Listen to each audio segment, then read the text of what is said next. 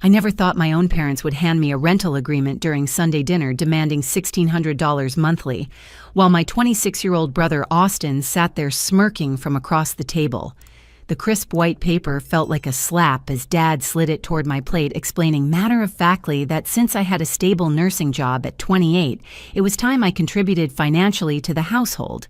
Meanwhile, Austin continued living rent-free in our finished basement, spending his days playing video games and claiming he was building a career as a professional streamer.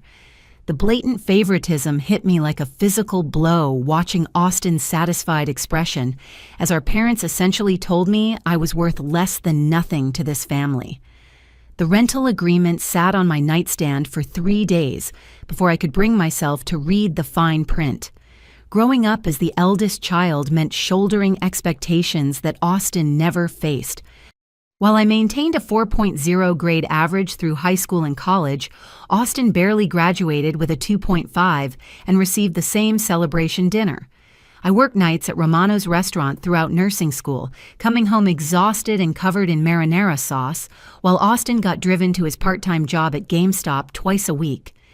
Now at 28, I earned $62,000 annually as a registered nurse at Mercy General Hospital, working 12-hour shifts that left me physically and emotionally drained. Austin claimed his streaming channel would eventually generate income, though his current subscriber count hovered around 47 people. Our parents supported his dream with unwavering enthusiasm while treating my established career as merely a way to fund household expenses. The breaking point came when I discovered receipts scattered across Dad's desk while looking for stamps. Austin's custom gaming chair had cost $2,000, purchased the same week our parents demanded my first rent payment. The ergonomic masterpiece sat in his basement kingdom alongside a 43-inch curved monitor, professional lighting equipment, and a microphone setup worth more than my monthly car payment. I confronted Mom while she folded laundry, asking about the gaming equipment expenses. She dismissed my concerns with a wave of her hand, explaining that Austin needed professional tools to succeed in his chosen field. When I mentioned my graduate school applications and the tuition costs we had discussed, Mom's face hardened. She reminded me that responsible adults find ways to fund their own education rather than depending on family handouts. The irony burned in my chest as I calculated the cost of Austin's gaming paradise.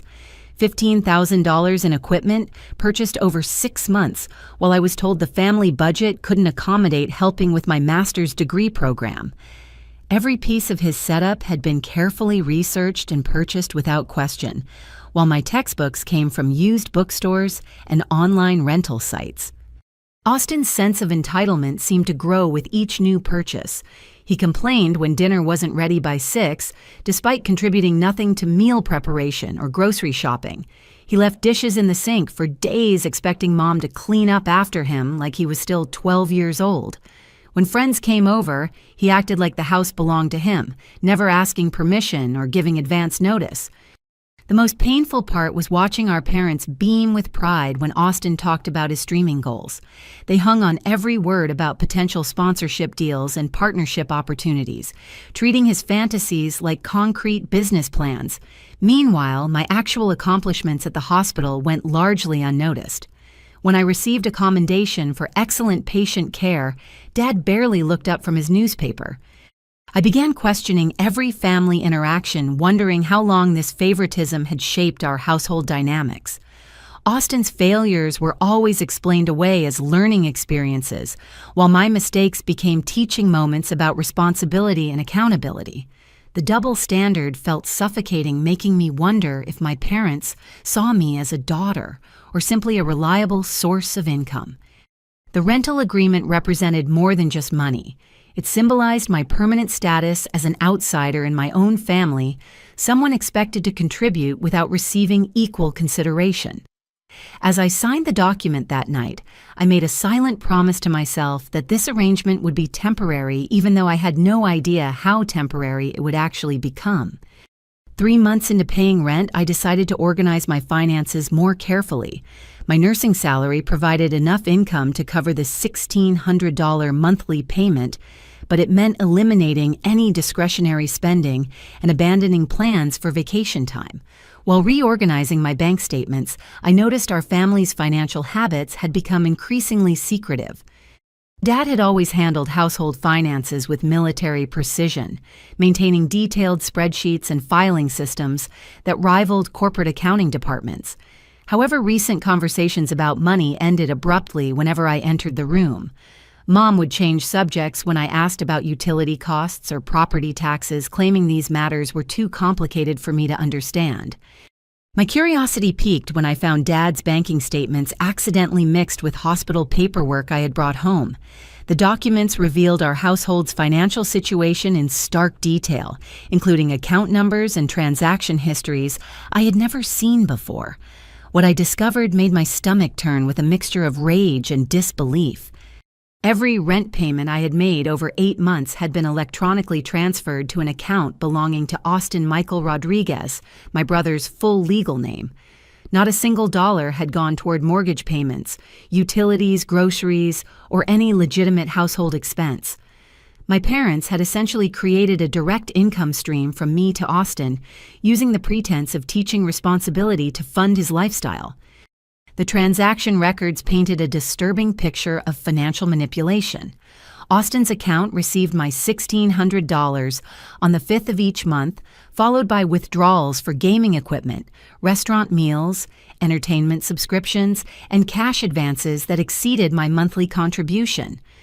My rent money was supplementing additional funds from our parents, creating a monthly allowance that surpassed what many college graduates earned in entry-level positions. I cross-referenced Austin's spending patterns with family conversations about his progress toward financial independence. Every optimistic update about potential streaming revenue coincided with major purchases funded entirely by family money. His celebration dinner, after reaching 50 subscribers, had been paid for with money that traced directly back to my nursing salary. The restaurant bill for that evening exceeded $200 for a party of 5, while I had been eating peanut butter sandwiches for lunch to afford my contribution to the household. The evidence revealed a systematic deception that had been operating under my nose for months. Our parents weren't teaching me responsibility or preparing Austin for independence. They were using me as an unwilling financial sponsor for his extended adolescence, all while maintaining the facade that both children were being treated fairly. Austin's social media posts took on new meaning when viewed through this lens. His frequent restaurant check-ins, concert attendance, and expensive hobby purchases suddenly made sense. He wasn't struggling to establish himself as an independent adult. He was living comfortably on money extracted from his sister under false pretenses, free to pursue his interests without any pressure to generate actual income. The manipulation extended beyond simple financial exploitation. Our parents had positioned themselves as wise mentors, teaching valuable life lessons while actually facilitating a system that rewarded Austin's irresponsibility and punished my success. Every month I made my payment, I was inadvertently enabling behavior that our parents claimed to discourage. I spent the following week reviewing 3 years of bank statements, looking for patterns that might reveal how long this arrangement had been developing. The evidence suggested a gradual escalation of financial support for Austin, beginning with small cash gifts and evolving into the current structured system. My employment as a registered nurse had simply provided the opportunity to formalize what had been happening informally for years. The discovery forced me to reconsider every family financial discussion from the past year. When Dad had expressed concern about rising household costs, he was actually worried about maintaining Austin's lifestyle rather than legitimate expenses. When Mom had praised my maturity and responsibility, she was celebrating my willingness to subsidize my brother's refusal to grow up. That night, I began researching housing options in our area, driven by a growing determination to escape this toxic dynamic. For the first time since moving back home after college, I started imagining a life where my hard work benefited my own future, rather than funding someone else's perpetual childhood. The coffee shop encounter happened purely by accident, but it changed everything about how I understood my family's public narrative. I was grabbing an afternoon latte before my evening shift when I spotted Jessica Newman Austin's girlfriend of 6 months sitting alone at a corner table. We'd met briefly during family barbecues, but never had an actual conversation beyond polite small talk. Jessica waved me over with genuine enthusiasm, patting the empty chair beside her and launching into conversation without any awkwardness. She seemed relieved to finally talk with me privately, explaining that she had been wanting to reach out, but wasn't sure if it would be appropriate given our family's complicated situation. Her next words froze me in place. Jessica expressed admiration for how generous Austin was in supporting me through my difficulties and how mature he had become in handling the responsibility of caring for a struggling family member. According to her understanding, I had moved back home due to financial problems stemming from poor decision-making and possibly substance abuse issues that had derailed my nursing career. The elaborate fiction Austin had constructed was breathtakingly detailed. He had told Jessica that my nursing license was under review due to medication errors caused by my instability. My inability to afford independent housing resulted from medical bills and debt accumulated during a period of self-destructive behavior. Austin's continued residence at home wasn't due to his own financial dependence, but rather his commitment to helping our family weather the crisis I had created. Jessica praised Austin's maturity in putting his own dreams on hold to ensure I had a stable environment for recovery. She believed he had postponed moving in with her to maintain his role as my primary emotional and financial support system. His streaming career was progressing slowly because he dedicated so much time to managing my care and helping our parents cope with the stress of my situation. According to Austin's version of events, my rent payments were actually him contributing to household expenses on my behalf since my income was too unreliable to handle directly. He managed my finances to prevent me from making impulsive purchases that might jeopardize my housing stability. The arrangement was temporary, lasting only until I completed whatever treatment program was helping me address my underlying issues. The most painful part was learning how our mutual friends had been discussing my supposed problems. Austin had apparently confided in several people about the challenges of living with an unstable sibling, earning sympathy and praise for his patient support. People I considered friends had been avoiding me out of concern that my presence might be uncomfortable or triggering based on Austin's descriptions of my mental state. Jessica asked thoughtful questions about my recovery progress and expressed hope that things were improving. She offered to help in any way possible, suggesting activities that might support my healing process. Her genuine kindness made the deception even more cruel as I realized Austin had manipulated a caring person into unknowingly participating in his lies. I managed to maintain my composure during the conversation, thanking Jessica for her concern and assuring her that things were getting better.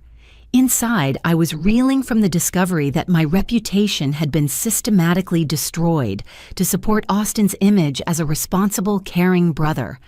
The contrast between reality and his fabricated narrative was so stark it felt surreal. After Jessica left for her evening yoga class, I sat in the coffee shop for another hour, processing the implications of what I had learned. Austin wasn't just financially exploiting me through our parents' scheme. He was also destroying my social standing to enhance his own image as a mature, responsible adult who had overcome selfish impulses to support family members in need. The revelation added urgency to my growing plans for independence. Living in this situation meant not only funding Austin's lifestyle, but also allowing him to damage my reputation and relationships. Every day I remained in our parents' house, I was inadvertently providing evidence for his narrative about my instability and dependence. I drove home that evening with a new sense of determination.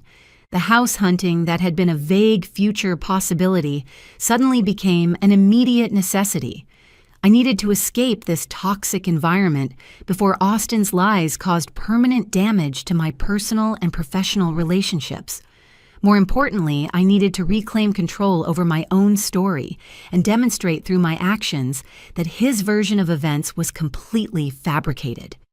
That night, I spread 3 years' worth of bank statements across my bedroom floor, determined to understand exactly what my financial situation looked like beyond the monthly rent obligation. What I discovered shocked me more than Austin's lies or our parents' manipulation. My obsessive dedication to frugality had created wealth I hadn't fully recognized. Since returning home after nursing school, I had maintained the same strict spending habits that got me through college without accumulating debt. Every paycheck got divided according to a formula I had developed during my waitressing days: 50% for necessities, 30% for savings, 20% for discretionary spending.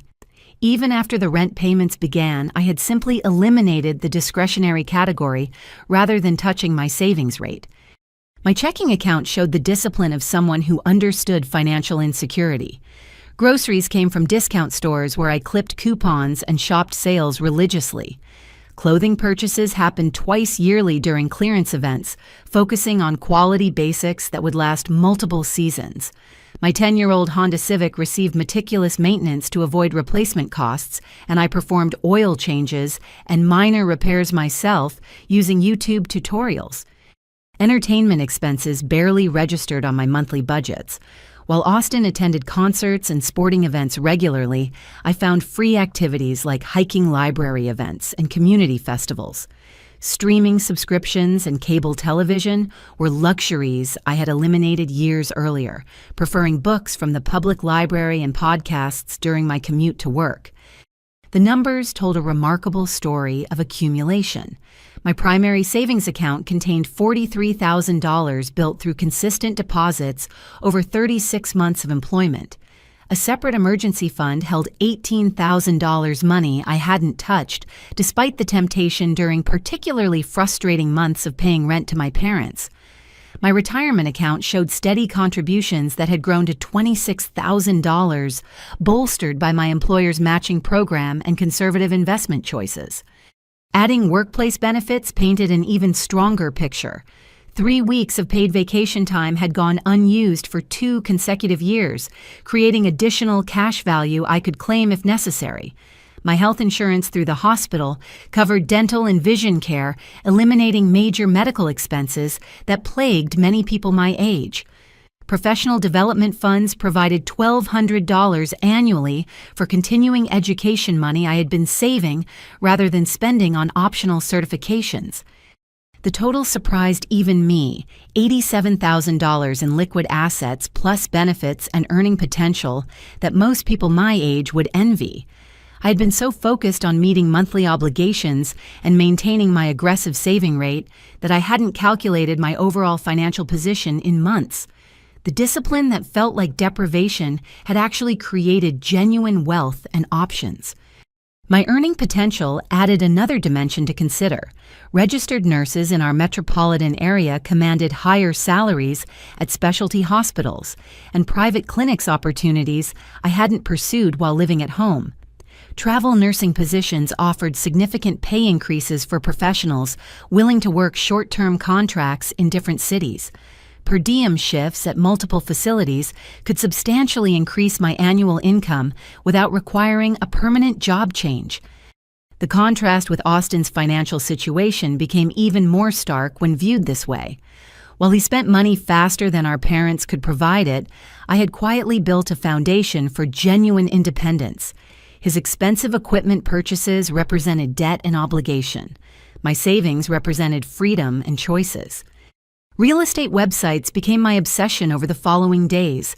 Properties in our area ranged from starter condos around $60,000 to family homes approaching $200,000. My savings could cover a substantial down payment on almost any property I might want, with enough remaining for furnishing and emergency repairs. For the first time since the rental agreement appeared on our dinner table, I felt genuinely hopeful about my future. The money I had been paying to live in my childhood bedroom could easily cover mortgage payments on a house twice the size. The utilities, insurance, and maintenance costs of home ownership seemed manageable compared to the emotional cost of funding Austin's extended adolescence. I began calculating timelines and logistics for a potential move. First-time homebuyer programs offered additional advantages I could access, including reduced down payment requirements and favorable interest rates. Pre-approval for a mortgage loan would take 2 weeks, followed by a house hunting period that could last anywhere from 1 month to several months, depending on market conditions and my flexibility about location and features. The discovery of my financial strength transformed my perspective on everything happening at home. I wasn't trapped by economic necessity or dependent on my family's support. I was choosing to remain in a situation that no longer served my best interests, and that choice could be changed whenever I decided to act. The question wasn't whether I could afford to leave, but whether I was ready to deal with the family drama that would inevitably follow my departure. The following Saturday morning, I called 3 real estate agents whose names I had found through online reviews and hospital colleague recommendations. Patricia Wells from Century 21 seemed the most knowledgeable about first-time buyer programs and agreed to meet me that afternoon for an initial consultation. I told my parents I was working an extra shift, maintaining the fiction that my weekends were dedicated to earning money rather than planning my escape. Patricia turned out to be a seasoned professional in her 50s who had helped dozens of young nurses purchase their first homes. She understood the unique challenges of healthcare workers, including irregular schedules and the emotional exhaustion that could make major decisions feel overwhelming. After reviewing my financial documentation, she confirmed what I had calculated my savings and income qualified me for properties significantly above what I had initially considered. Our first stop was a modest ranch home priced at $95,000 in a neighborhood 15 minutes from the hospital. The house needed cosmetic updates, but featured a well-maintained structure and a large backyard perfect for gardening. I tried to imagine hosting family gatherings in the spacious living room, free from the tension that characterized every meal at my parents' house. The second property was a 2-story colonial priced at $130,000, featuring 3 bedrooms and a finished basement that could serve as a home office or entertainment space. The kitchen had been recently renovated with granite countertops and stainless steel appliances that sparkled under the afternoon sunlight streaming through oversized windows. Then Patricia showed me the Morrison house, and everything else became irrelevant. The 4-bedroom colonial sat on half an acre of mature landscaping, featuring a wraparound porch and bay windows that gave it the appearance of something from a magazine cover.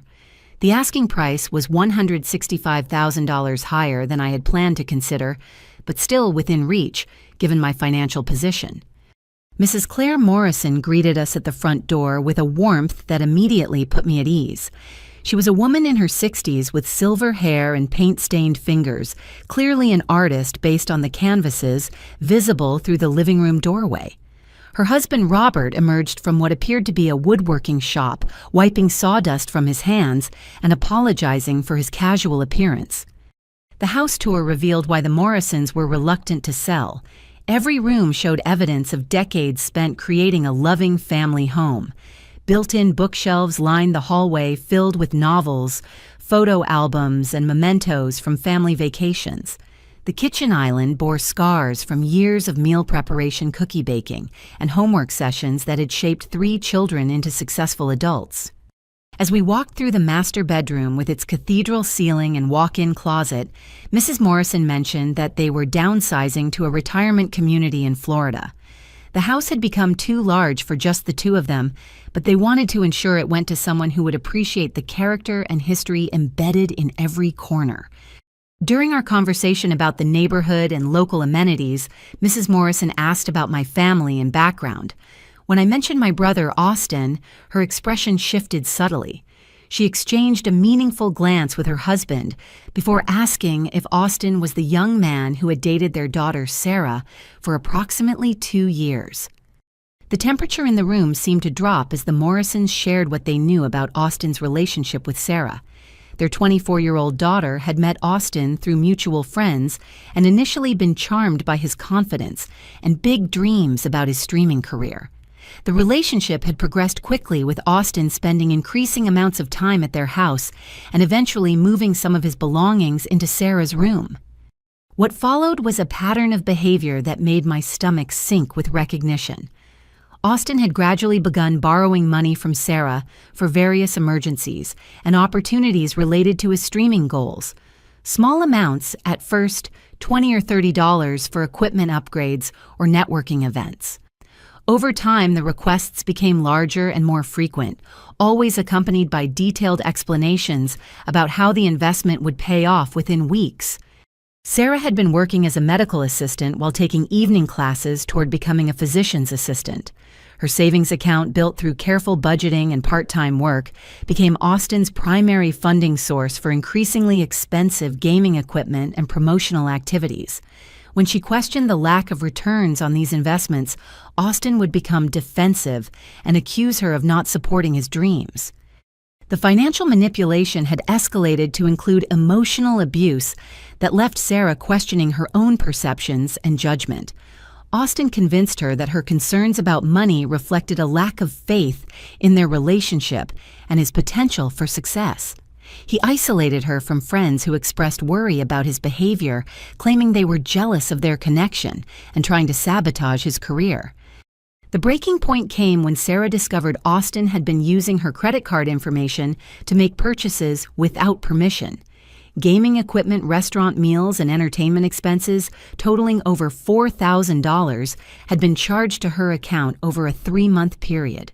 When confronted, Austin claimed he had planned to surprise her by paying everything back once his streaming income materialized. Mr. Morrison's jaw tightened as he described the process of helping Sarah untangle her finances and rebuild her credit rating after Austin's deception.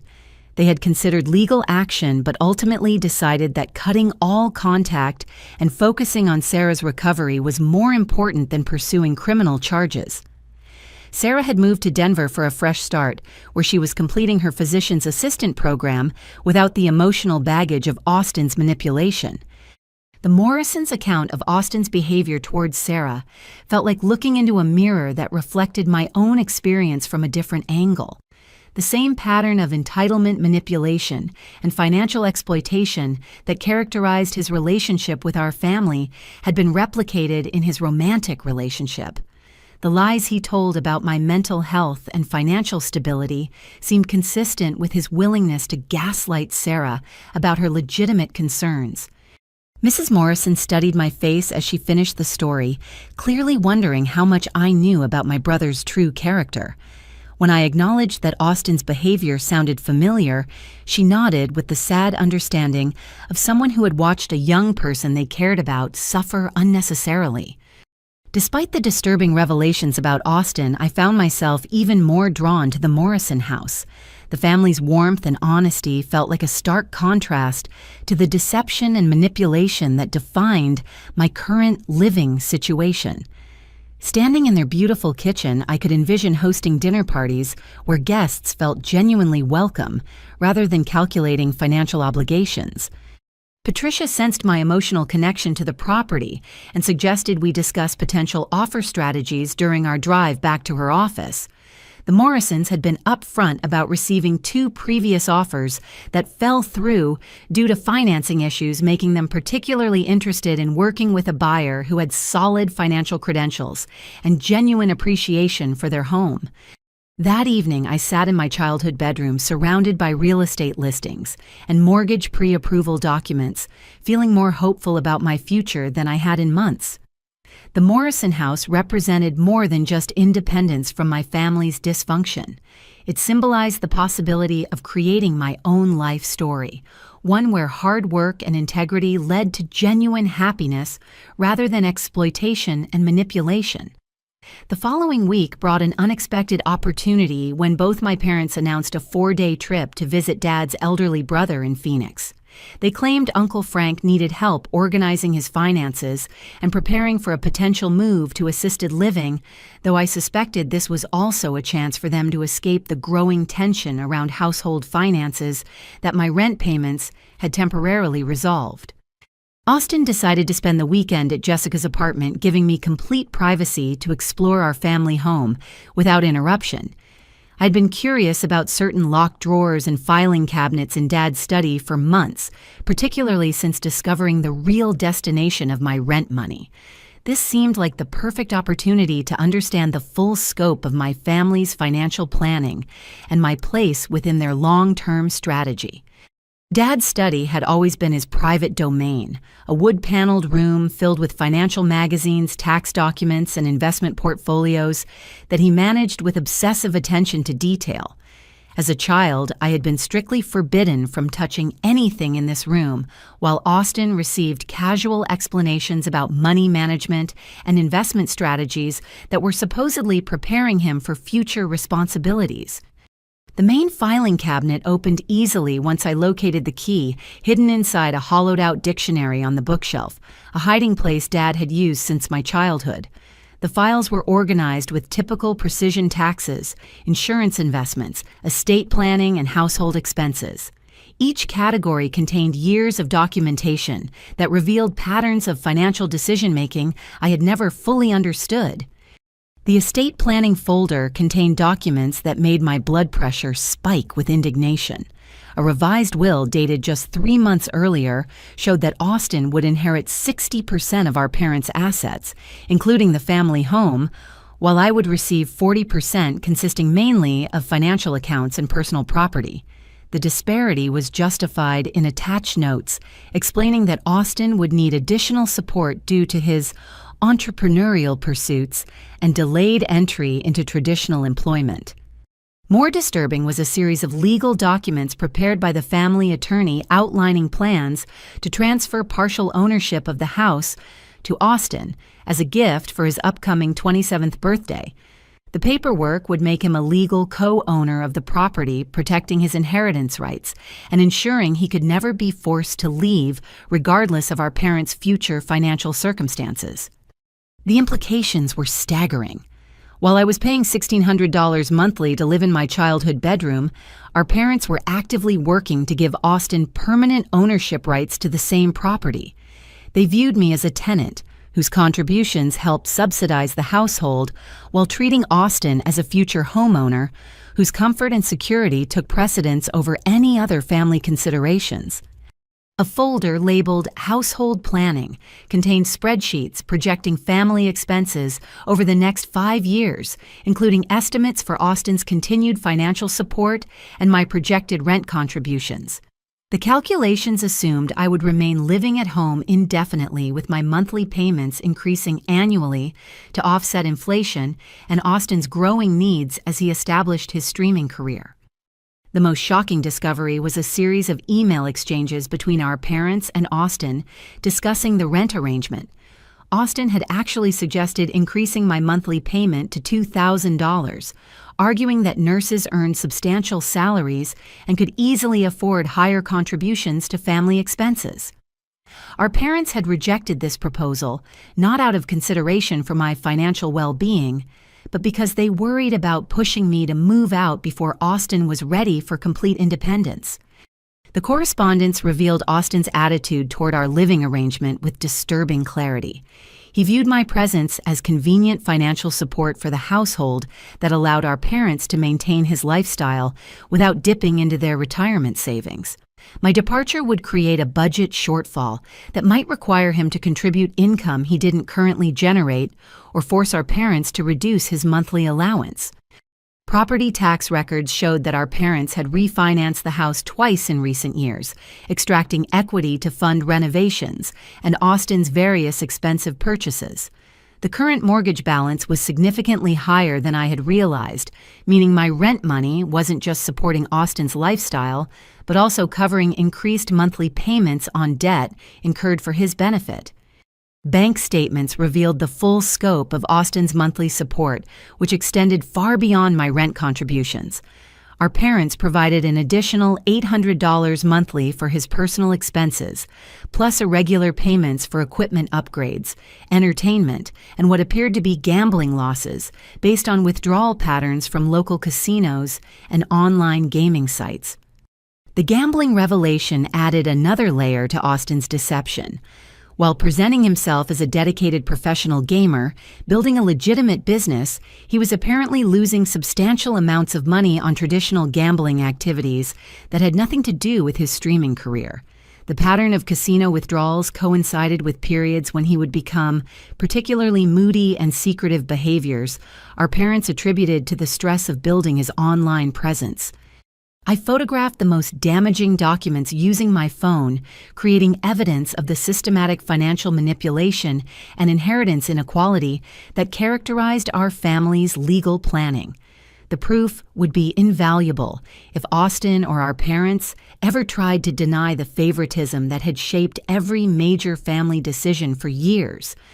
As I returned everything to its original position, I felt a mix of rage and relief. The anger was justified by the scope of deception and inequality the documents revealed, but the relief came from confirming that my instincts about our family dynamics were completely accurate. I wasn't being oversensitive or ungrateful.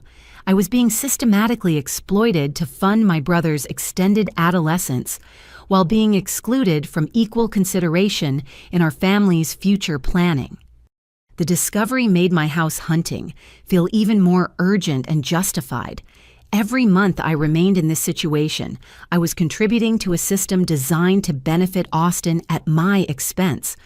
The Morrison house wasn't just an opportunity for independence, it was my only chance to escape a family structure that would continue exploiting my success to subsidize Austin's failures for as long as I allowed it to continue.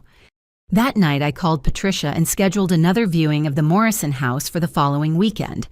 It was time to make an offer and begin the process of reclaiming control over my own financial future, regardless of how my family might react to losing their most reliable source of Austin's funding.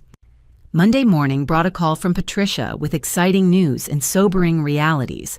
The Morrisons had received another offer over the weekend, but the buyers needed to sell their current home before proceeding, creating uncertainty about timing and financing that made the sellers nervous. Patricia suggested that a cash offer from me could be extremely competitive, even if the amount was slightly lower than the other proposal. Cash purchases move significantly faster than traditional mortgage transactions, allowing closings within 2 to 3 weeks, rather than the typical 45 to 60 days required for loan processing. For sellers like the Morrisons, who had already delayed their move to Florida twice due to previous deals falling through speed and certainty, were more valuable than maximizing the final sale price. I spent my lunch break at the hospital researching cash purchase strategies and calculating exactly how much I could afford to offer.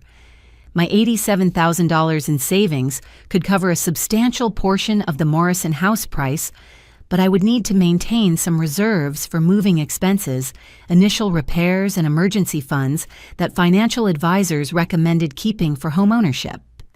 Patricia suggested an offer of $155,000, approximately 6% below the asking price, but accompanied by proof of funds and a flexible closing timeline that would accommodate the Morrison schedule.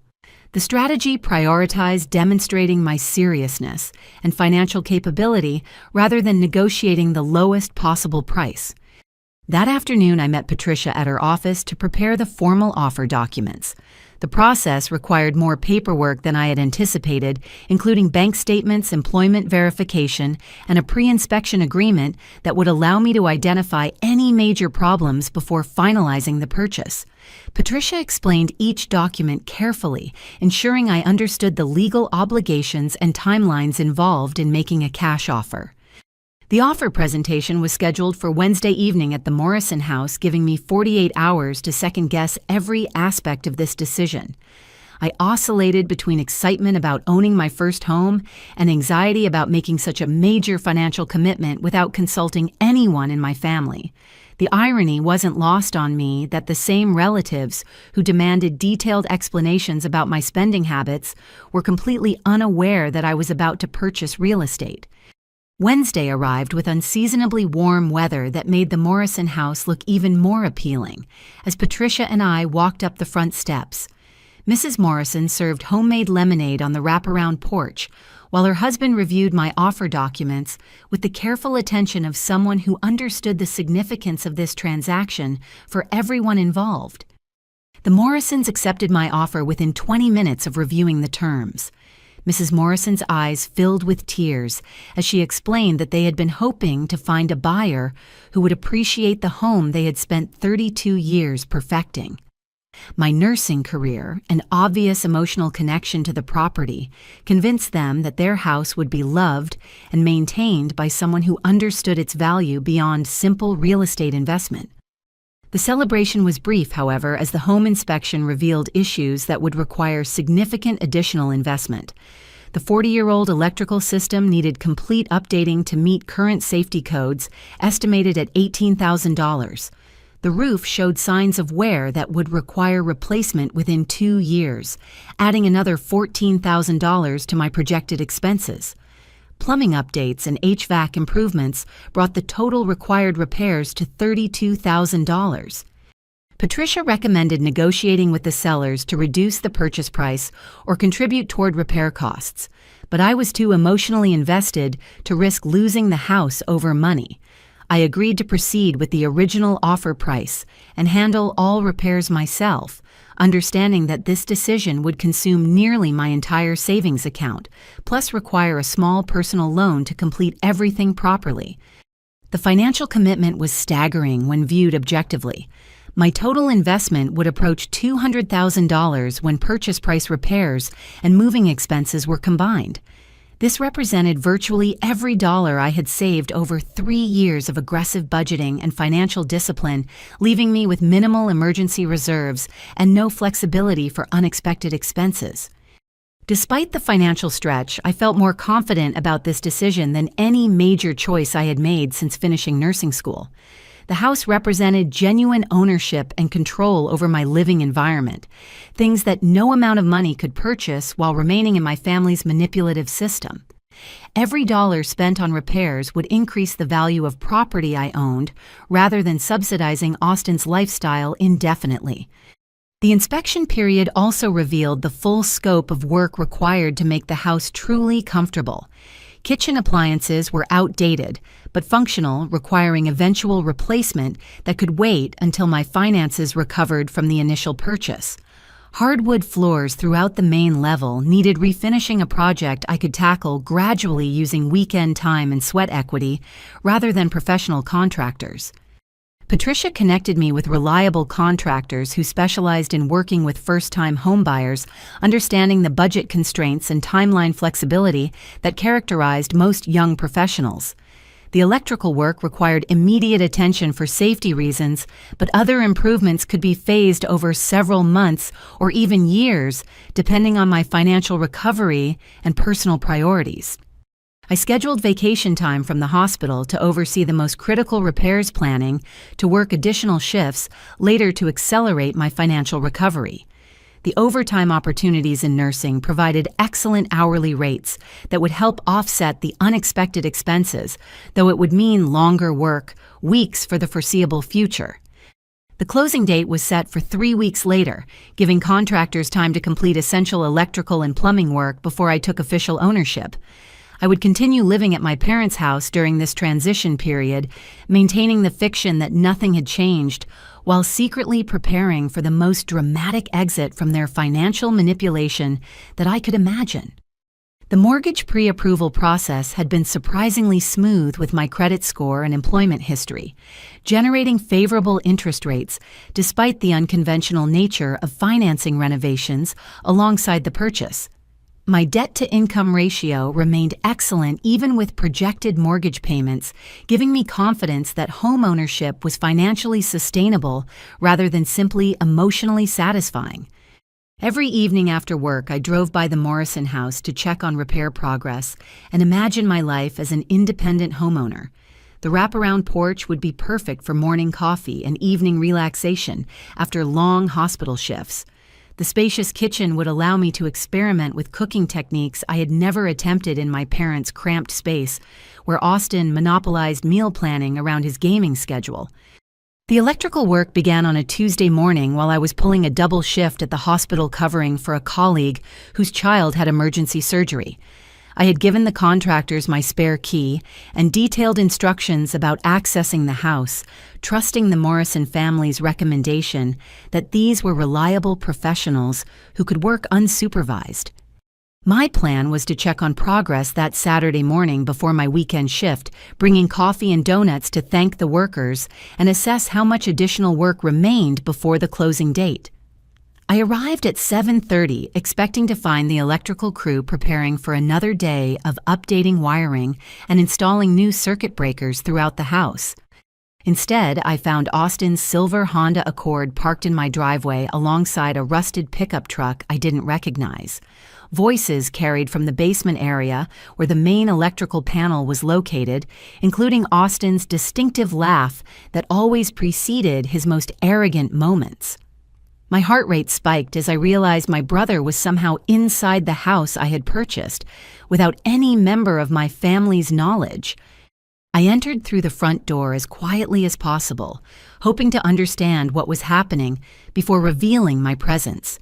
The voices became clearer as I approached the basement stairs, revealing a conversation between Austin and two other young men about the value of copper pipes and electrical wiring in older homes like this one.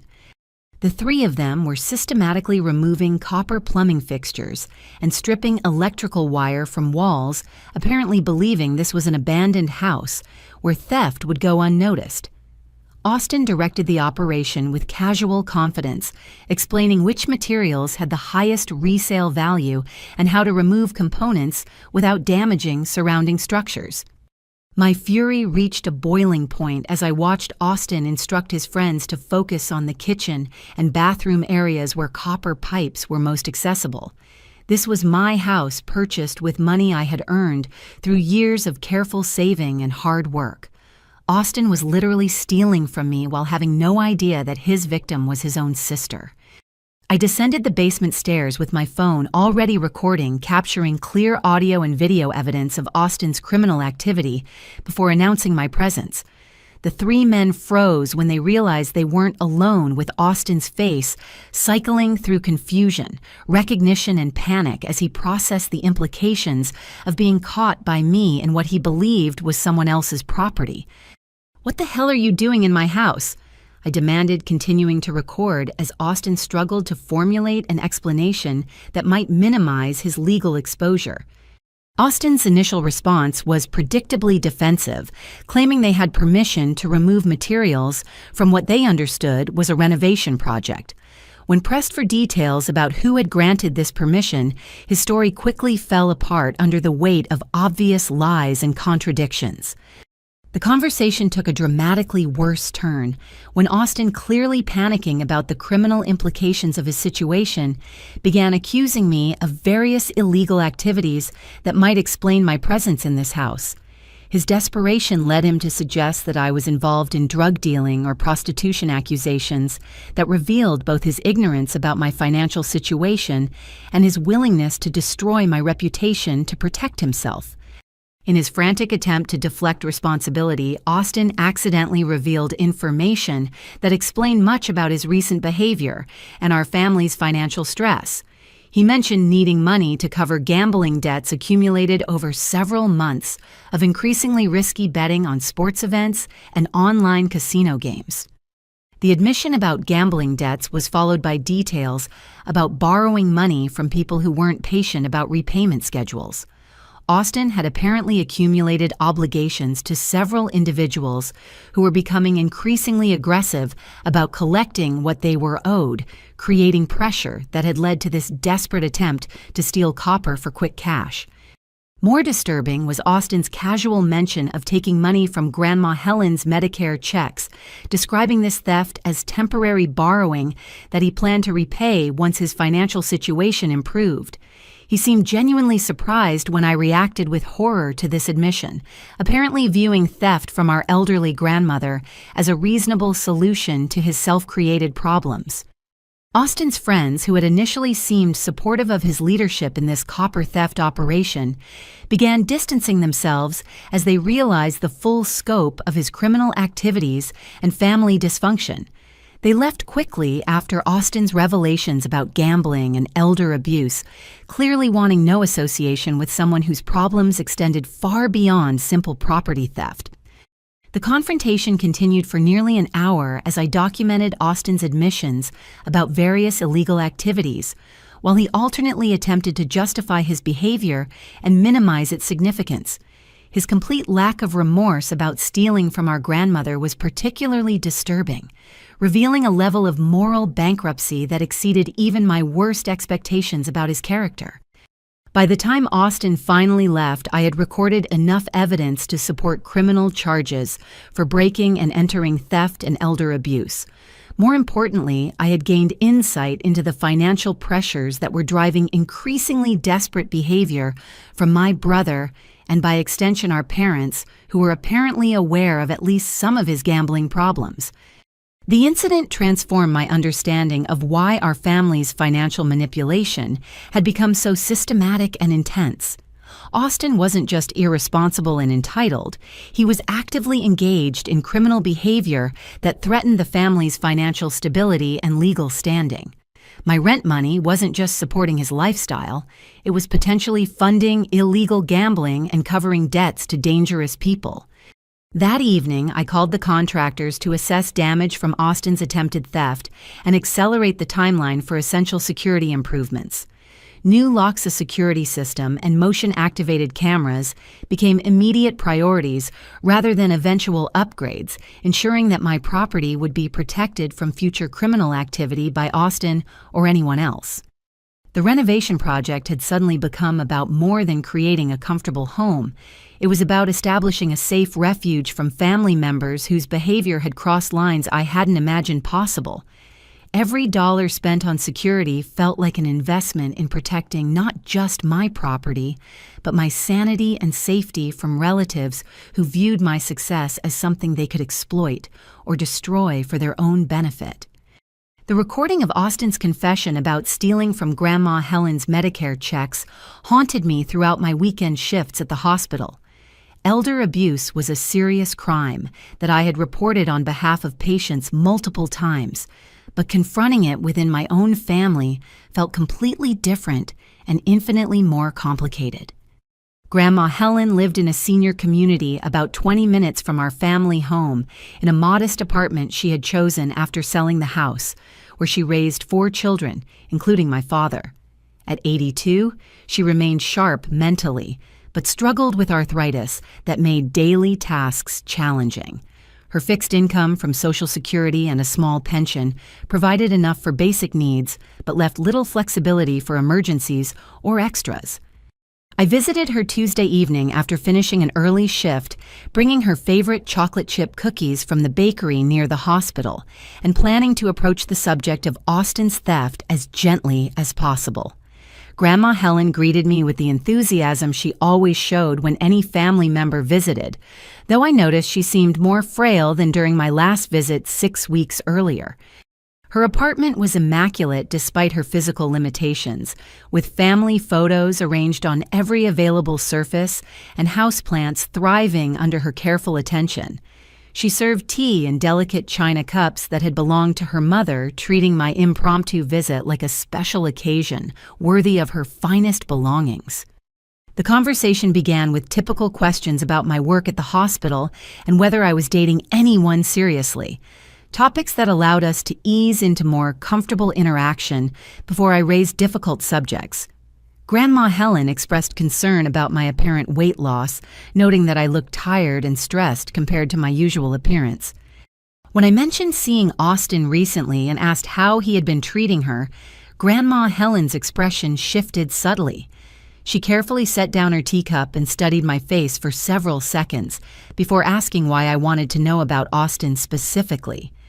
Her cautious response suggested she already knew about problems, but was uncertain whether I could be trusted with sensitive information. I explained that I had discovered some concerning financial patterns in our family and wanted to ensure she wasn't being taken advantage of by anyone, including relatives, who might not have her best interests in mind. Grandma Helen's composure cracked as she began describing months of financial manipulation and emotional pressure that had left her feeling isolated and vulnerable.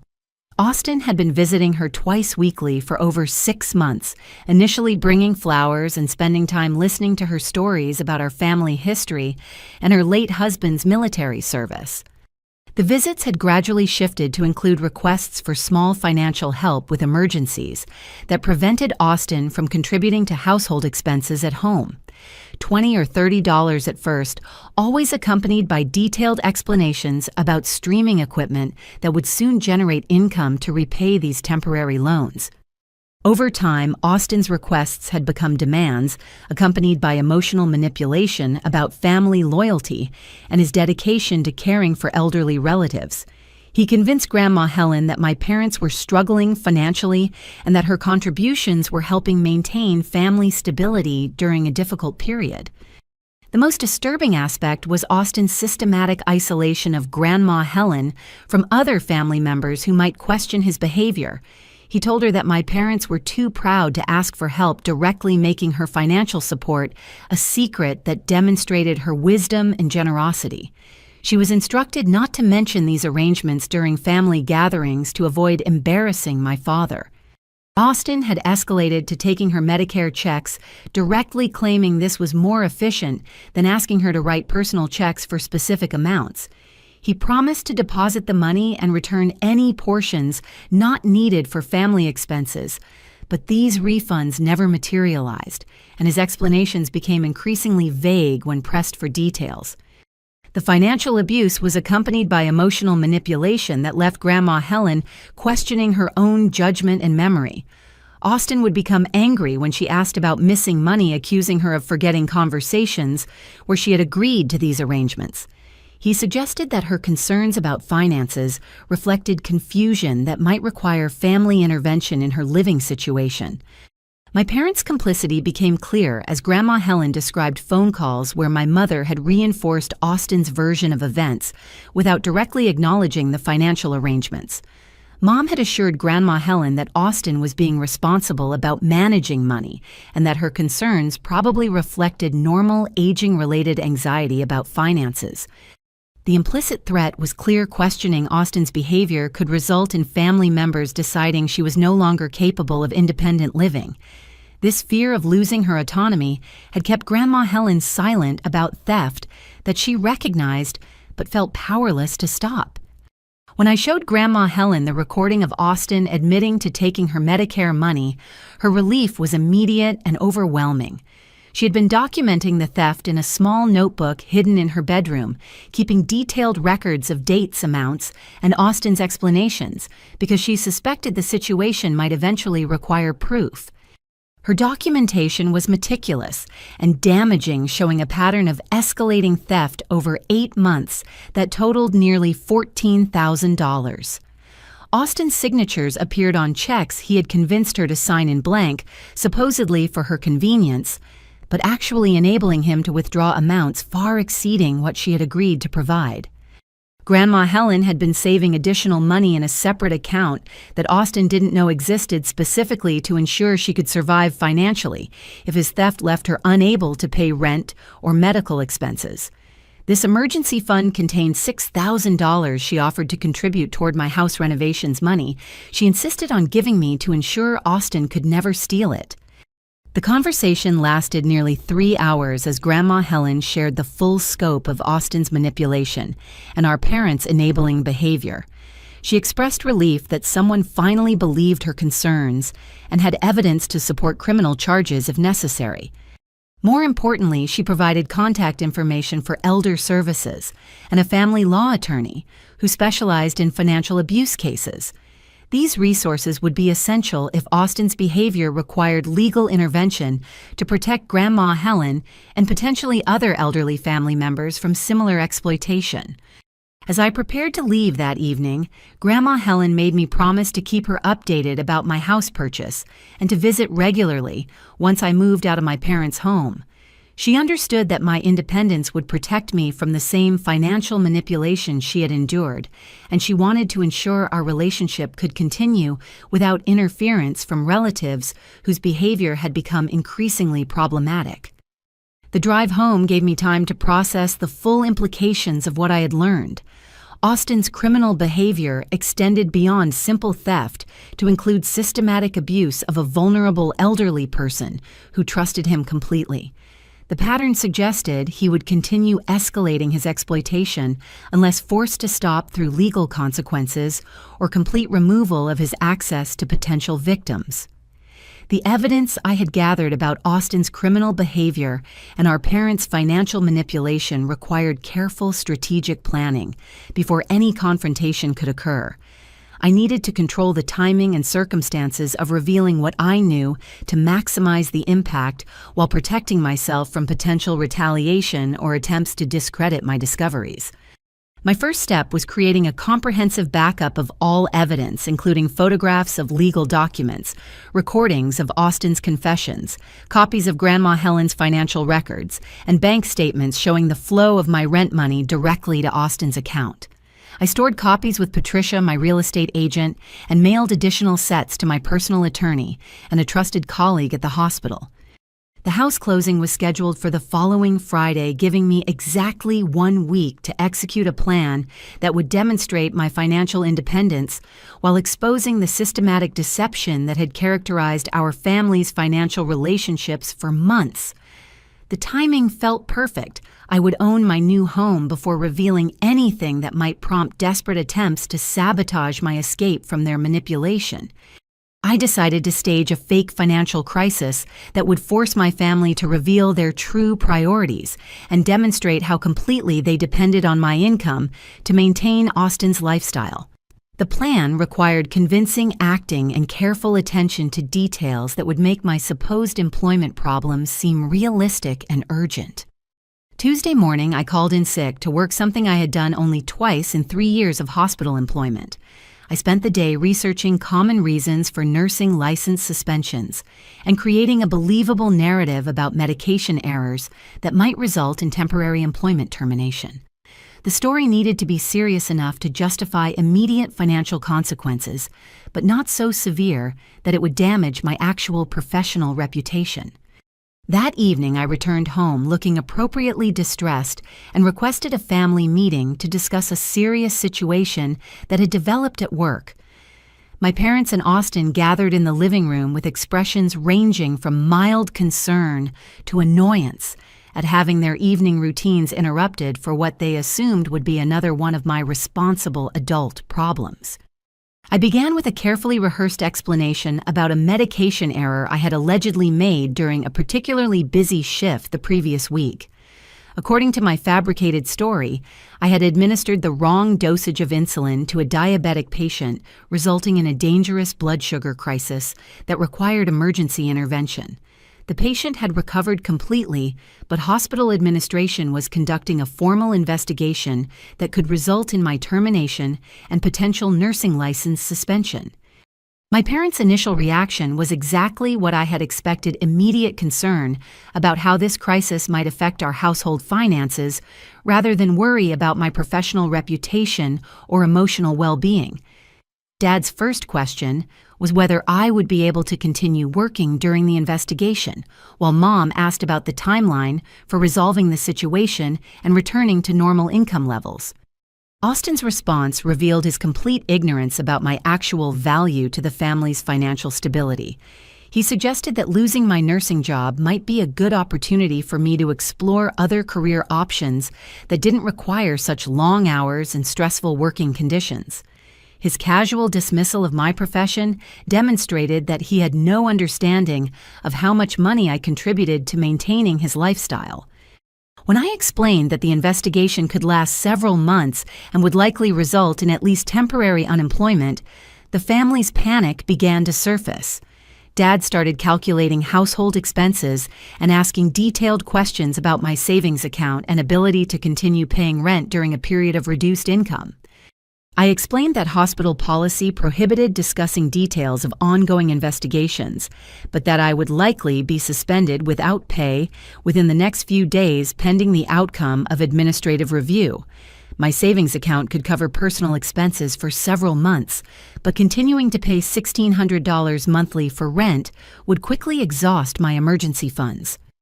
The suggestion that I might need to temporarily reduce or eliminate my rent payments triggered immediate objections from both parents. Dad explained that household expenses had been carefully budgeted around my monthly contribution and that any reduction would require significant lifestyle adjustments that would be difficult to implement quickly. Mom's response was even more revealing as she suggested that I should consider taking out a personal loan to maintain my rent payments during the unemployment period. According to her reasoning, my good credit rating and eventual return to nursing employment would make loan payments manageable while protecting the family from financial disruption during my temporary crisis. Austin's contribution to this discussion demonstrated his complete disconnection from financial reality and his sense of entitlement to continued support regardless of circumstances. He suggested that I should use this unemployment period to help with household management and cooking, essentially providing unpaid domestic labor in exchange for the privilege of continuing to pay rent while jobless. The most shocking moment came when Mom suggested that I should contact our extended family members for financial assistance during this difficult period. She specifically mentioned asking Grandma Helen for help, apparently unaware that I knew about Austin's theft from our elderly grandmother.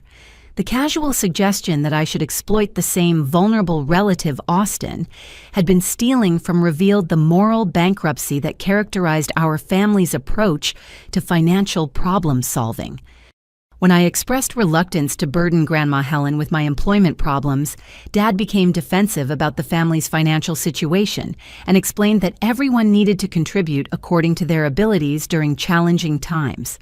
His lecture about family responsibility felt particularly hypocritical, given that Austin had never contributed anything beyond consuming resources provided by others. The conversation continued for over an hour as my parents alternately expressed concern about my professional situation and calculated strategies for minimizing the financial impact on their household budget. Their primary focus was clearly on maintaining Austin's lifestyle rather than supporting me through a legitimate career crisis, confirming every suspicion I had developed about their priorities and values. Austin's behavior during this discussion was particularly infuriating as he offered advice about job hunting strategies and career alternatives while remaining completely oblivious to the irony of an unemployed person giving employment advice. His suggestions included pursuing online certification programs in fields like social media management and digital marketing areas, where his own expertise consisted entirely of failure and debt accumulation. By the end of the evening, my family had revealed their complete financial dependence on my income and their willingness to sacrifice my long-term financial stability to maintain short-term household stability. They viewed my employment crisis as an inconvenient disruption to their carefully orchestrated system of wealth transfer from me to Austin, rather than a legitimate family emergency requiring mutual support and understanding. The fake crisis had accomplished exactly what I hoped, forcing my family to show their true priorities while creating the perfect setup for revealing my actual financial situation and independence. Friday's house closing would provide the dramatic contrast between their perception of my helplessness and the reality of my carefully planned escape from their manipulation. As I lay in bed that night, I felt a mixture of sadness and anticipation about the confrontation that would inevitably follow my revelation. The sadness came from confirming that my family valued my financial contributions more than my personal well-being. The anticipation came from knowing that in 4 days I would own my own home and could begin building a life based on mutual respect rather than systematic exploitation. Friday morning arrived with the crisp October air that made everything feel like new beginnings were possible. I had taken the entire day off from work officially to deal with my fictional employment crisis, but actually to complete the house closing and begin moving my belongings out of my childhood home while my family was occupied with their normal routines. The closing appointment was scheduled for 10 in the morning at the title company office, where I would sign final paperwork and receive keys to my new home. Patricia had arranged for the essential utilities to be transferred into my name, effective immediately ensuring I could begin moving in that afternoon without delay. The ceremony was surprisingly emotional, with Mrs. Morrison presenting me with a handmade welcome gift, consisting of homemade preserves and a set of kitchen towels embroidered with seasonal designs. She hugged me tightly before handing over the keys, expressing confidence that their beloved family home would be cherished by someone who understood its significance. By noon, I was standing in my own kitchen surrounded by boxes I had secretly packed over the previous week and stored in Patricia's office to avoid detection. The sense of ownership felt surreal after months of paying rent to live in my childhood bedroom while being treated like an unwelcome burden rather than a contributing family member. I had arranged for professional movers to handle my furniture and larger belongings, scheduling them to arrive at my parents' house at 2 in the afternoon when Dad would be at work and Mom would be at her weekly book club meeting. Only Austin would be home to witness my departure, which felt appropriate given that he was the primary beneficiary of the financial arrangement I was permanently ending. The moving truck arrived precisely on schedule with 2 efficient workers who had clear instructions about which items belonged to me and needed to be loaded. I had prepared a detailed list and marked everything with colored tape to avoid any confusion or arguments about ownership of shared household items. Austin emerged from his basement kingdom looking confused and annoyed by the noise and activity disrupting his gaming session. His confusion transformed into alarm as he realized that my belongings were being systematically removed from the house rather than rearranged or temporarily relocated. "What the hell is going on? Why are these guys taking your stuff?" Austin demanded, apparently unable to process the obvious explanation for professional movers loading my furniture into a truck. I maintained my composure while directing the workers, explaining calmly that I was moving into my own place and would no longer be living at home. Austin's reaction suggested he had never seriously considered the possibility that I might leave, despite months of tension about the rent arrangement and household dynamics. His initial disbelief gave way to panic as he began calculating the financial implications of losing my monthly rent contribution. Austin started asking frantic questions about my timeline for moving out and whether this was a temporary arrangement that might be reversed if my employment situation improved. When I explained that the move was permanent and that I had purchased my own house, Austin's expression cycled through disbelief, confusion, and growing anger. He accused me of lying about my financial problems and demanded to know where I had gotten money for a house purchase if I was supposedly facing unemployment. The conversation attracted attention from neighbors who were curious about the moving activity, providing an audience for Austin's increasingly erratic behavior as he processed the reality of my departure. His volume increased as he became more agitated, drawing stares from people walking their dogs and working in their yards. I remained calm and professional while explaining that my employment situation had been resolved more quickly than anticipated, and that I had decided independent living was the best solution for everyone involved. Austin wasn't satisfied with these general explanations and demanded specific details about my house, its location, and how I had managed to qualify for a mortgage. When I mentioned that I had purchased the house with cash rather than financing, Austin's reaction escalated to shouting about my supposed deception and fraud. He accused me of hiding money and lying about my financial situation to avoid paying higher rent or contributing more to household expenses. The irony of Austin accusing me of financial deception while he had been stealing my rent money and committing crimes against our grandmother was almost comical. I maintained my composure while he ranted about family loyalty and responsibility, knowing that his anger stemmed from realizing his primary funding source was disappearing permanently. By 3:30, the movers had loaded everything I owned and were ready to transport it to my new address. Austin stood in the driveway looking shell-shocked as the full impact of my departure became undeniable. His comfortable lifestyle depended entirely on my financial contributions, and he had never developed any backup plan for supporting himself independently.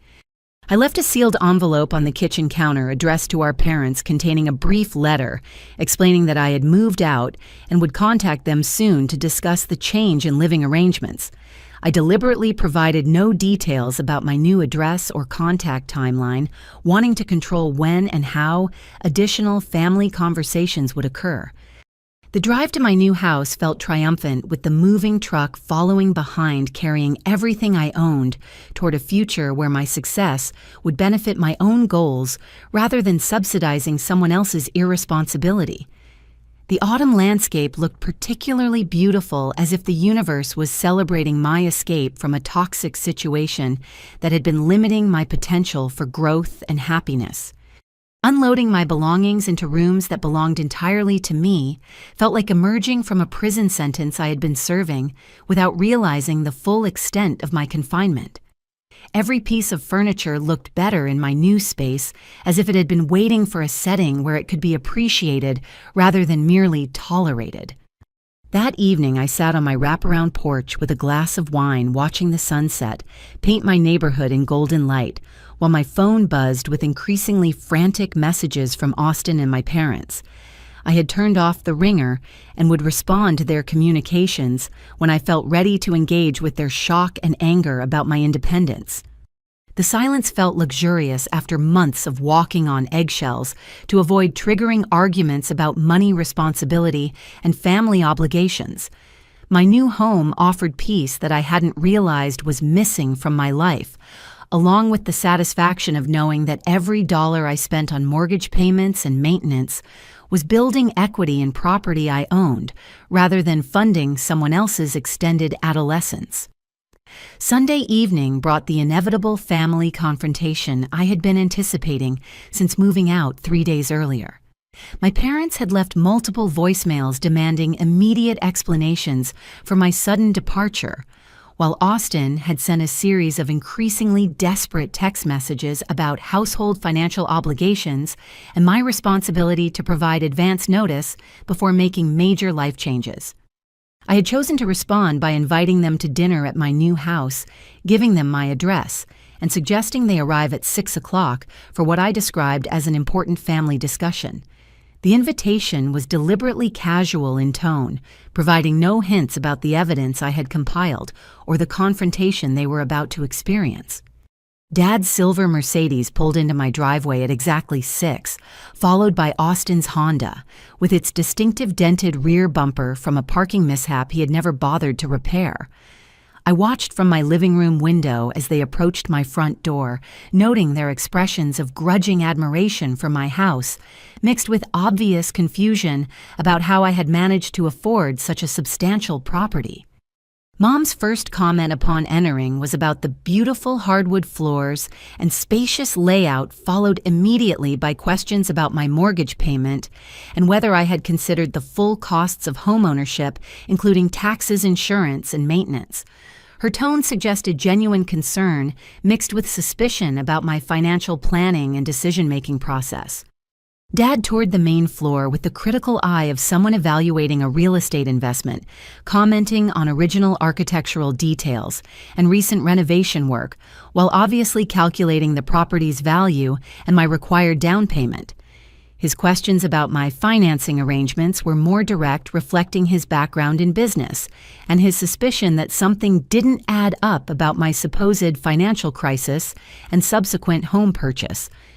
Austin's reaction was pure resentment mixed with confusion about how his supposedly struggling sister had managed to acquire a house that exceeded our family home in both size and condition.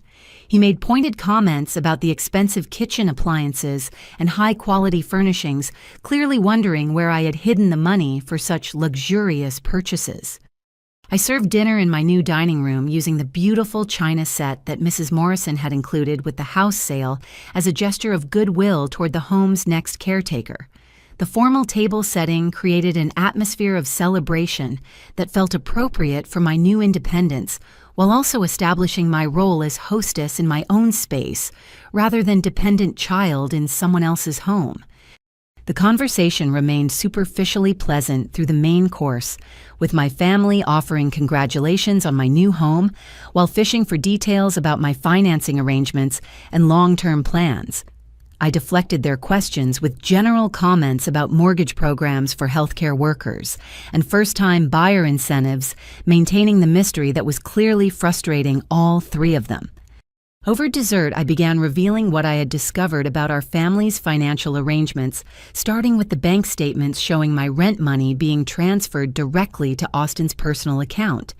The documentation was undeniable, with dates, amounts, and account numbers clearly visible in my father's own financial records. Austin's immediate response was defensiveness, mixed with anger about my supposed violation of family privacy by accessing confidential financial documents. He claimed the money transfers were part of a complicated arrangement designed to teach both of us responsibility, though he couldn't explain why this education required secrecy and deception. My parents' reaction was more measured but equally defensive, with Dad explaining that household financial management was complex and that my rent money was being used for Austin's benefit as part of a broader strategy to help him achieve independence. When pressed for specifics about this strategy, their explanations became increasingly vague and contradictory. I continued presenting evidence methodically, including the inheritance documents showing Austin's preferential treatment and the legal paperwork giving him ownership rights to the family home. Each revelation prompted new attempts at justification from my parents, who seemed genuinely surprised that I had discovered their long-term financial planning. The most explosive moment came when I played the recording of Austin admitting to stealing from Grandma Helen's Medicare checks.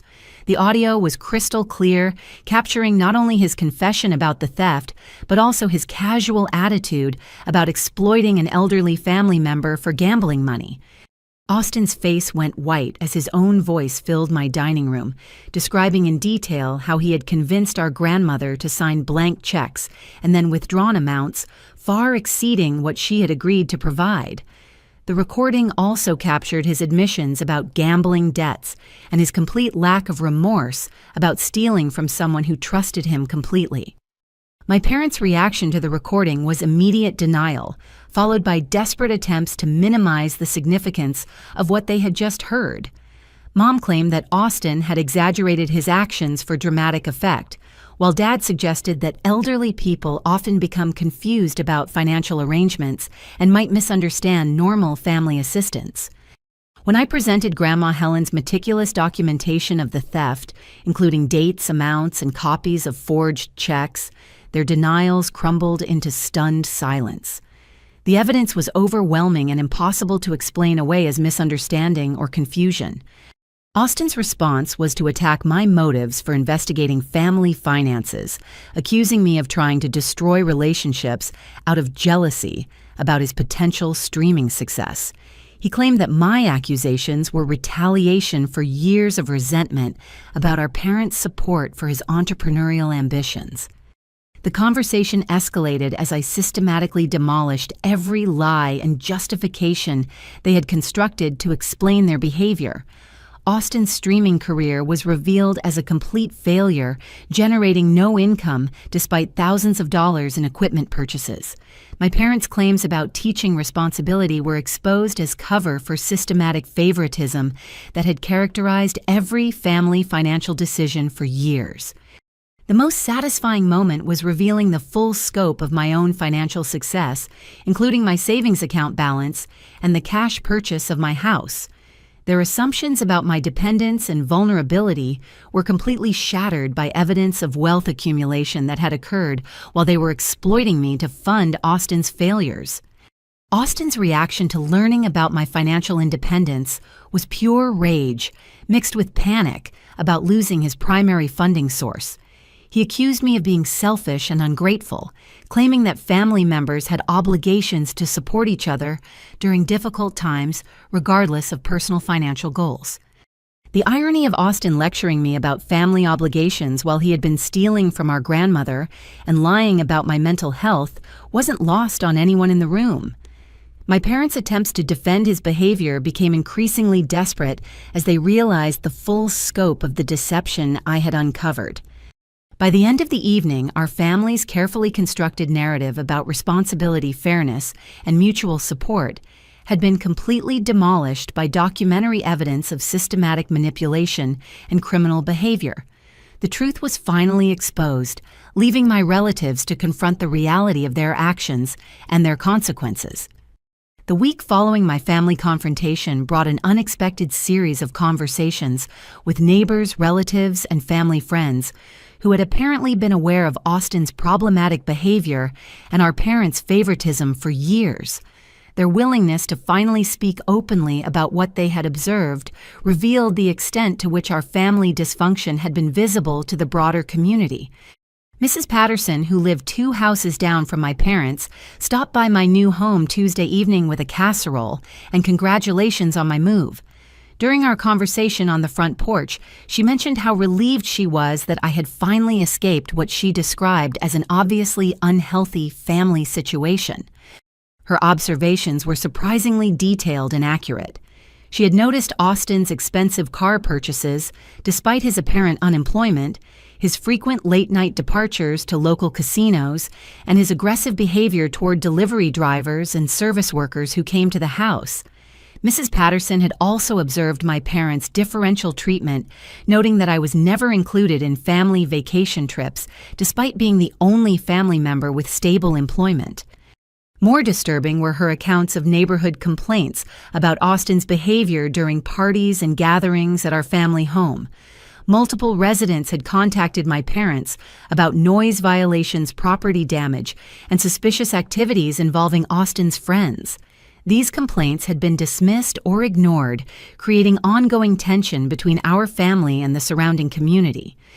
Thursday brought a visit from my cousin Jennifer Dad's brother's daughter, who had driven 3 hours from Cincinnati, specifically to talk with me about recent family developments.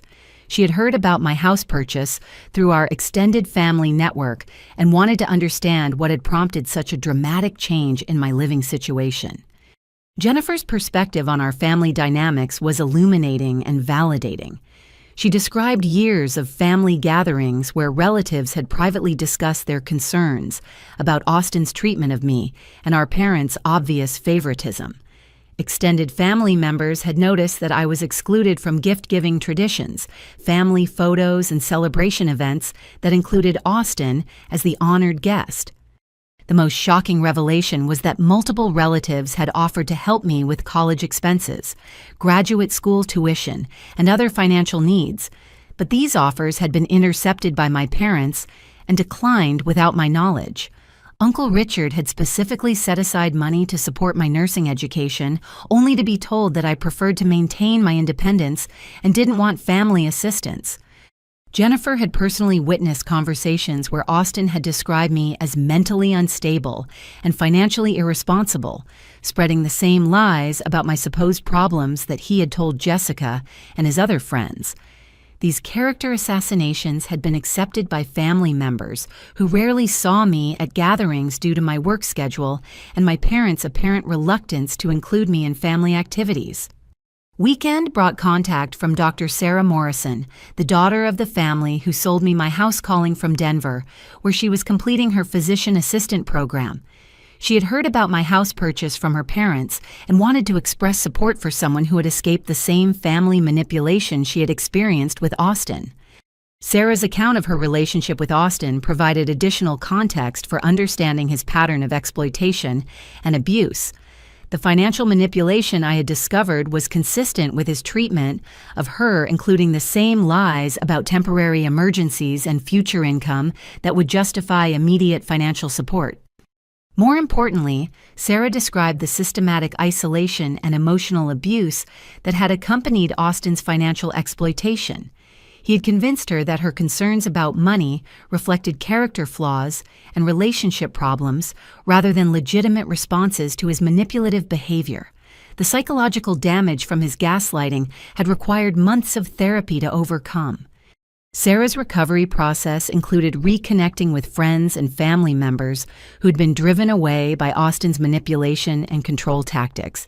She discovered that many people had tried to warn her about his behavior, but their concerns had been dismissed due to Austin's skill at portraying himself as a victim of jealous relatives and unsupportive friends. The conversation with Sarah confirmed my suspicions that Austin's criminal behavior extended beyond our family to include systematic exploitation of anyone who trusted him enough to provide access to financial resources. His theft from our grandmother and manipulation of our parents represented a pattern of behavior rather than isolated incidents of poor judgment. Monday evening brought the most surprising visit of all, Father Michael from St. Catherine's Catholic Church, where our family had attended services sporadically throughout my childhood. He had heard about recent developments through the parish community and wanted to offer support during what he understood was a difficult period of family transition. Father Michael's perspective on our family situation was both compassionate and direct. He had observed our parents' differential treatment of their children during church events and community activities, noting that Austin's behavior problems had been consistently excused while my achievements had been minimized or ignored.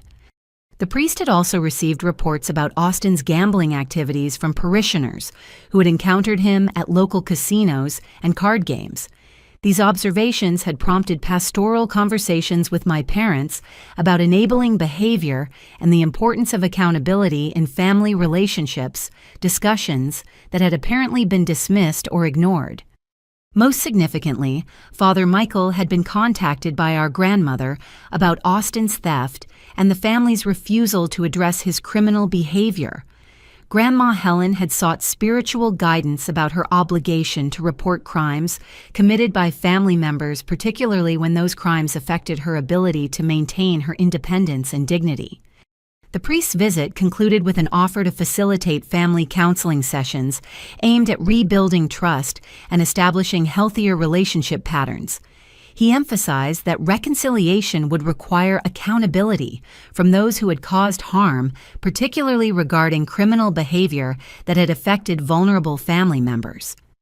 By the end of the week, I realized that my escape from family dysfunction had been anticipated and supported by a much larger community than I had imagined.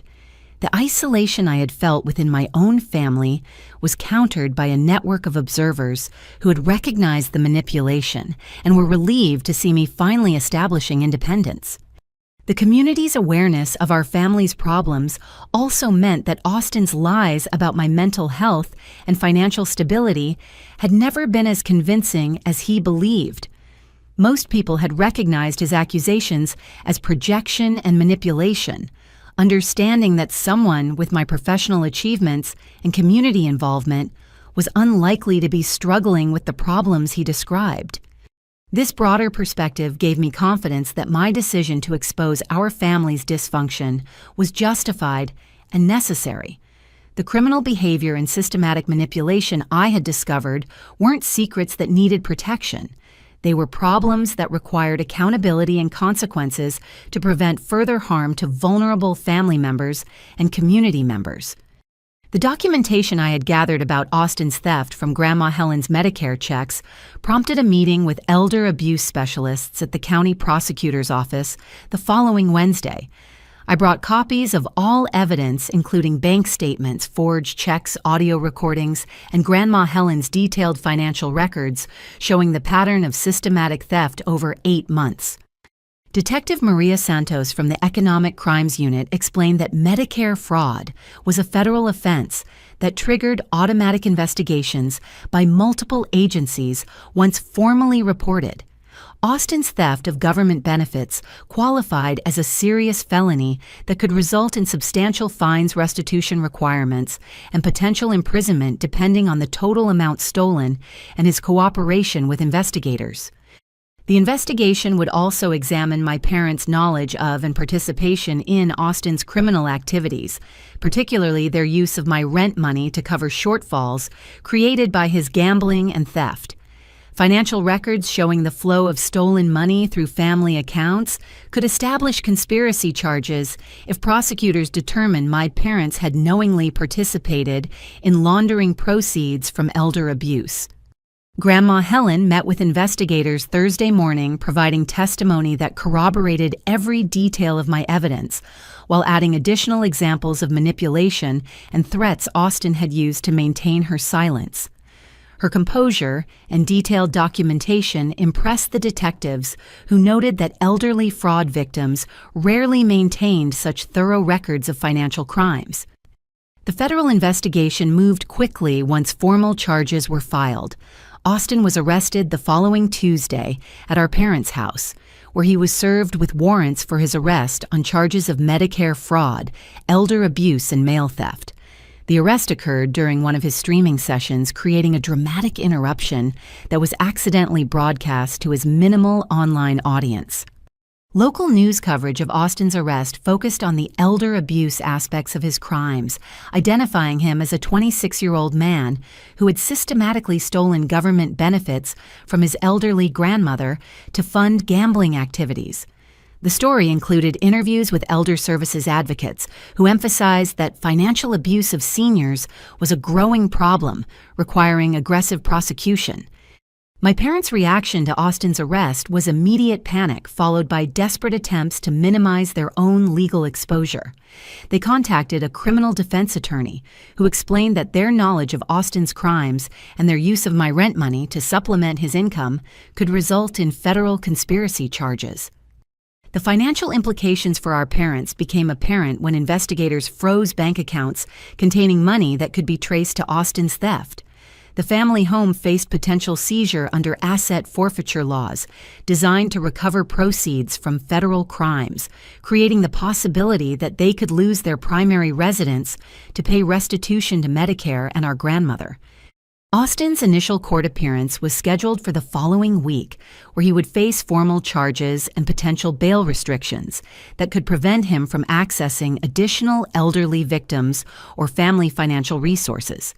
His attorney advised him to accept a plea agreement that would include restitution probation and mandatory counseling for gambling addiction. The restitution calculation included not only the money stolen from Grandma Helen, but also interest penalties and administrative costs associated with Medicare fraud investigations. The total amount exceeded $28,000, money Austin obviously didn't have and would need to earn through legitimate employment or family assistance. More concerning for our parents was their potential civil liability for enabling Austin's crimes through their knowledge and financial support of his activities. Grandma Helen's attorney explained that families could face substantial damage claims when they knowingly participated in or concealed elder abuse committed by relatives. The investigation also triggered reviews of Austin's other relationships and financial activities, including his exploitation of Sarah Morrison and any other individuals who might have been victimized by similar manipulation and theft. Federal investigators were particularly interested in his gambling patterns and whether his debts had motivated additional criminal behavior. Austin's gambling addiction became a central focus of the legal proceedings, with prosecutors arguing that his crimes were motivated by escalating debts to dangerous individuals who demanded immediate repayment. The addiction had apparently progressed to the point where Austin was willing to commit federal crimes rather than admit his problems and seek legitimate help. Court-ordered financial disclosure revealed the full scope of Austin's debts, which included obligations to legal and illegal gambling operations, totaling over $45,000. The pressure from these creditors explained his increasingly desperate behavior and willingness to steal from vulnerable family members who trusted him completely. My parents' involvement in covering Austin's gambling debts became apparent through bank records, showing large cash withdrawals and transfers that coincided with his most serious losses.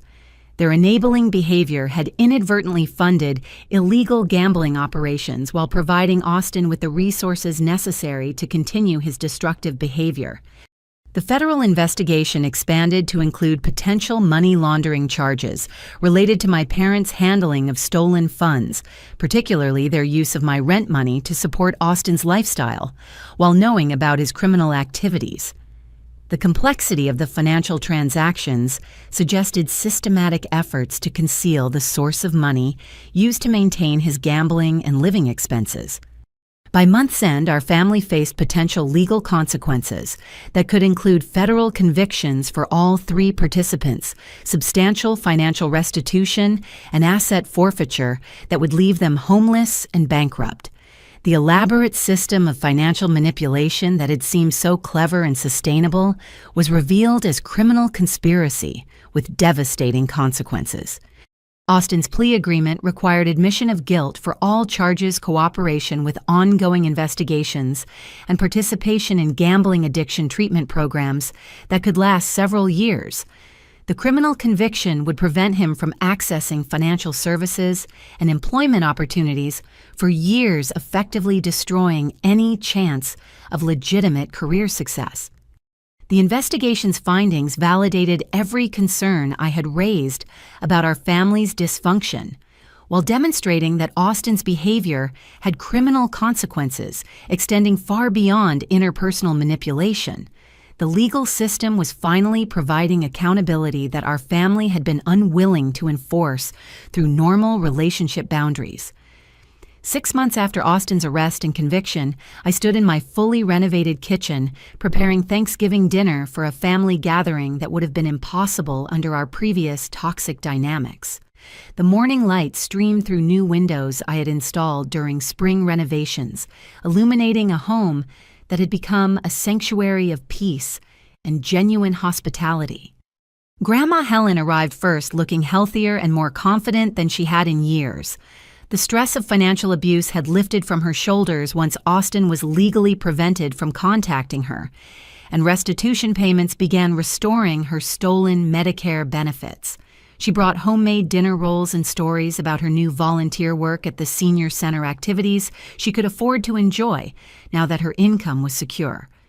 My parents knocked tentatively at the front door at precisely 1 o'clock, still adjusting to their changed roles in our family dynamic. 6 months of mandatory family counseling had forced them to confront their enabling behavior and systematic favoritism, creating the foundation for more honest relationships with both their children. Dad carried a bottle of wine and a sincere apology for years of financial manipulation that had damaged our relationship and enabled Austin's criminal behavior. The legal consequences of their actions had included substantial financial penalties and probation requirements, but also personal growth that was slowly rebuilding trust between us. Mom seemed smaller and more fragile than I remembered, aged by the stress of criminal investigations and the collapse of illusions she had maintained about our family's moral character. Her contributions to dinner preparation were offered humbly, with none of the controlling behavior that had characterized our previous holiday interactions. Austin arrived last transported by his probation officer as required by the terms of his supervised release program. His appearance had changed dramatically during months of court-mandated treatment for gambling addiction and required community service at nonprofit organizations serving elderly populations. The federal conviction had destroyed Austin's gaming equipment and online presence, forcing him to confront reality without the fantasy of streaming success that had justified years of irresponsible behavior. His current employment, washing dishes at a restaurant, provided minimum wage income that went entirely toward restitution payments and basic living expenses. More importantly, Austin's participation in cognitive behavioral therapy and addiction counseling had begun addressing the underlying psychological problems that had manifested as entitlement manipulation and criminal behavior. His apologies were more genuine and specific than any previous attempts at accountability, reflecting actual understanding of the harm he had caused. The conversation around my dinner table was awkward initially, but gradually warmed as family members shared updates about their individual progress toward healthier life patterns. Austin discussed his work with elderly clients through his community service program, describing how their stories had helped him understand the impact of elder abuse from victims' perspectives. My parents reported progress in their own counseling sessions, where they were learning to recognize and interrupt enabling behaviors that had allowed Austin's problems to escalate into criminal activity. Their relationship with each other had also improved as they addressed communication patterns that had prevented honest discussions about their children's needs and behaviors. Grandma Helen served as an example of resilience and recovery that inspired everyone present. Her decision to report Austin's crimes had required enormous courage, but had ultimately protected other potential victims while forcing our family to confront problems that could no longer be ignored or excused. The most significant change was the elimination of financial manipulation from our family relationships. Austin's criminal conviction had made it impossible for him to access family financial resources, while my independence had removed me from any obligation to support relatives who had exploited my generosity. Our conversations focused on rebuilding trust through consistent actions rather than promises with each family member, demonstrating progress toward healthier behaviors over time.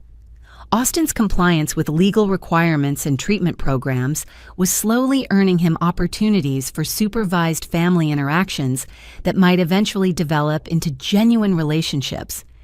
The house itself had become a symbol of my transformation, from victim to survivor, with each renovation project representing another step toward creating the life I wanted, rather than accepting the dysfunction I had inherited. The wraparound porch where we enjoyed coffee after dinner was a space where honest conversations could occur without the manipulation and secrecy that had characterized our previous interactions. As the evening concluded, I reflected on the journey that had brought us to this point of cautious optimism and genuine hope for continued healing.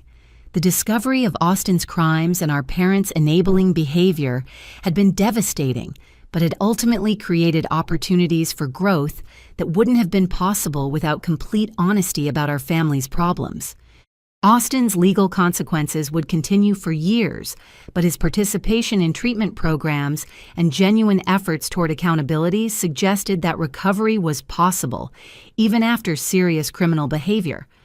My parents' willingness to examine their own actions and make difficult changes demonstrated that people could learn from their mistakes and develop healthier relationship patterns.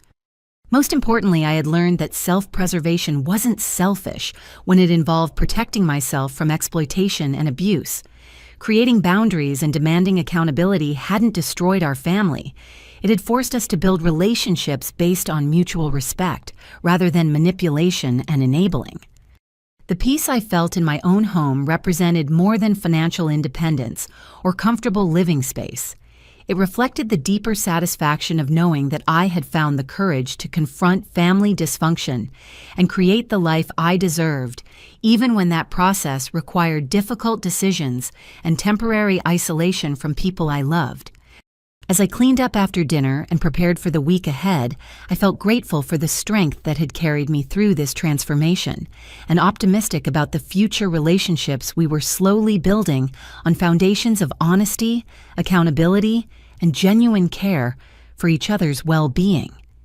The story that had begun with a rental agreement demanding payment for living in my childhood bedroom had evolved into a tale of discovering my own worth and the courage to demand treatment that reflected that value. The house around me stood as proof that hard work, integrity, and self-respect could overcome even the most systematic manipulation and create genuine happiness that no one could steal or exploit.